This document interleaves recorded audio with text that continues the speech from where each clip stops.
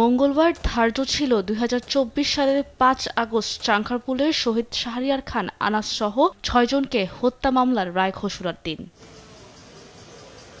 এদিন সকালে কারাগার থেকে এ মামলায় গ্রেফতার ৪ আসামিকে আনা হয় ট্রাইব্যুনালে। রায় শুনতে ট্রাইব্যুনালে আসতে থাকেন শহীদ পরিবারের সদস্যরা। বেলা 11:30টায় বসে ট্রাইব্যুনাল, জানান রায় প্রস্তুত নয়। পরে ২৬ জানুয়ারি রায় ঘোষণার দিন নির্ধারণ করেন আদালত। এই শহীদের স্বজনেরা তারা এক বুক হাহাকার এবং হতাশা নিয়ে সবসময় প্রতিদিন বাসায় ফেরেন, শূন্যতা নিয়ে বাসায় ফেরেন।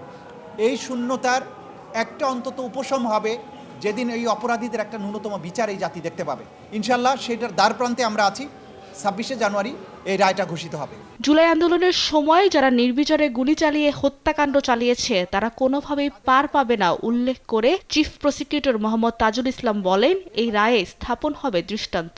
অপরাধীদের সর্বোচ্চ শাস্তির দাবিও জানান তিনি। যারা ক্ষমতায় টিকে থাকার জন্য দানবের ভূমিকায় অবতীর্ণ হয়েছিলেন, যারা নির্বিচারে এই দেশের নিরস্ত্র নিরীহ তরুণ যুবক এবং শিশুদেরকে হত্যা করেছে, এই হত্যাকাণ্ড করে যে পার পাওয়া যাবে না সেই বার্তাটি আমরা আপনাদের মাধ্যমে জাতির কাছে দিতে চাই। এদিকে জুলাইয়ের রামপুরায় ২৮ জনকে হত্যা মামলায় বিজিবির সাবেক কর্নেল রেদওয়ানুল ইসলাম সহ ৪ জনের বিরুদ্ধে সূচনা বক্তব্য ও সাক্ষ্য গ্রহণ অনুষ্ঠিত হয়।